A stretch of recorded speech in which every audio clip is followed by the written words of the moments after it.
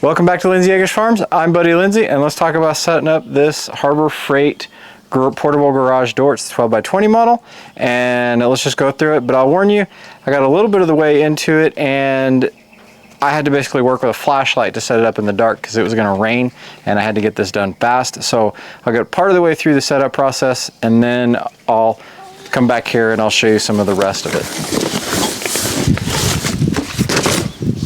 We'll put this to the side. This will be one of the last things we do. These are actually pretty simple. So this is going to go down, so go down the center. So go, these 6s are going to be the ends, and this is going to be on the sides. I've set up stuff like this before a lot, so this will be fairly simple. Looks like we have bolts that we're going to run through as well, and then we just put it all together like an erector set. Alright, the next thing is I usually like to lay out these where they make sense and get them roughly right.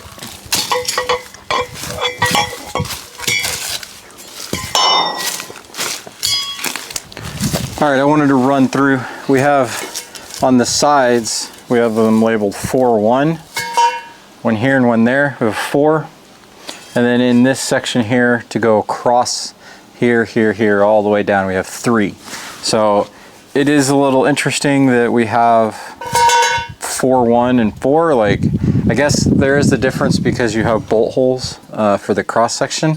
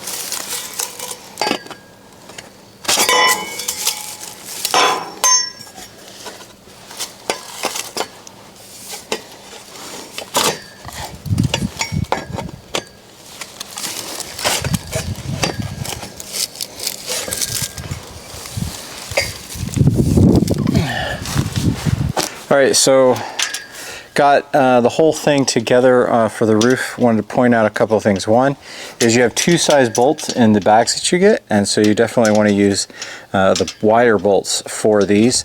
It can kind of trip you up if you're not careful. The other is leave this side loose so that you can easily unscrew it, pop it out for the next step once we get the legs on. After that, it's all on a erector set. The other thing is you might need to use a mallet to be able to get some of the stuff to bang together. I was having a hard time fitting pieces and just had to use a mallet to push it all together. Other than that, like, I mean, it went together fairly well. Ow!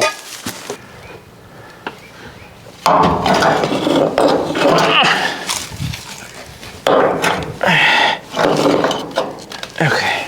Get it? Let's see what I can do here.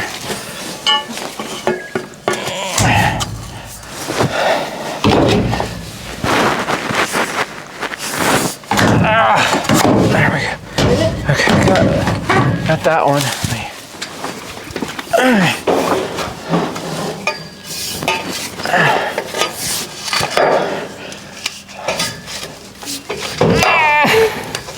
That'll be good for the moment, I guess.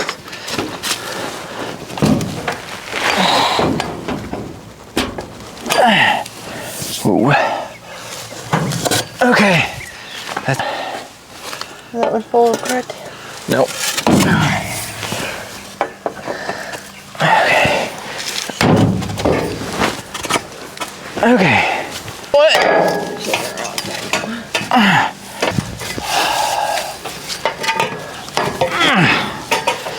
Okay. That's awesome. Did I just drop one? No, I did.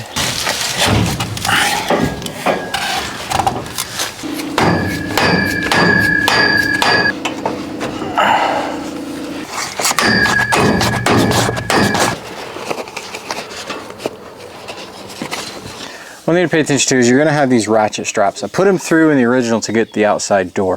One of the things I did not listen to with somebody else is I didn't put the ratchet on before, and it kind of slipped up inside as I was putting it on. You can put the ratchet on and kind of take a long stick and feed it back down the hole, but I recommend putting the ratchet. I did that on the second door and it worked out fine. The other part to note is when you're ratchet strapping it down, it took me a while to figure out how to get this outside part to tightly wrap around the corner. Ratcheted it down, undid it, pulled the strap all the way through and ratcheted it again. Did that a couple of times and I was able to get this tight area around here like is shown and recommended in what it should be. That way the top stays on tightly. Another area that I did with ratchet straps is these kind of anchors came with the thing itself to do anchoring. Instead of doing the default way, I went ahead and did ratchet straps up over the top there and back down, and it just worked out really, really well. Took a drill with a big socket on it and was able to drill it into the ground, and then the ratchet works on great. So again, more ratchet straps, did it in the corner here. Just wanted to show that I did this in 6 locations, did 1 in each corner and then opposite each other on each side. So I could have 6 anchoring it into the ground, and this is pretty solid. Probably need to tighten this up a little bit, but it's all pretty good.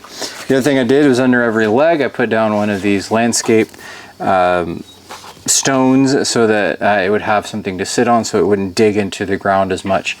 I had a constraint of this wall right here, and I have one on the other side because I'm trying to fit this between a container and a shop. So those are some of the things that I did to work through those issues. One of the final areas that I want to talk about is this door right here. This came with a bar all the way across to be able to roll it up and Velcro on. Not a fan of like how little area there is to Velcro. It is kind of difficult to roll up past this part that cinches down. It's kind of annoying, but you can do it and make it work.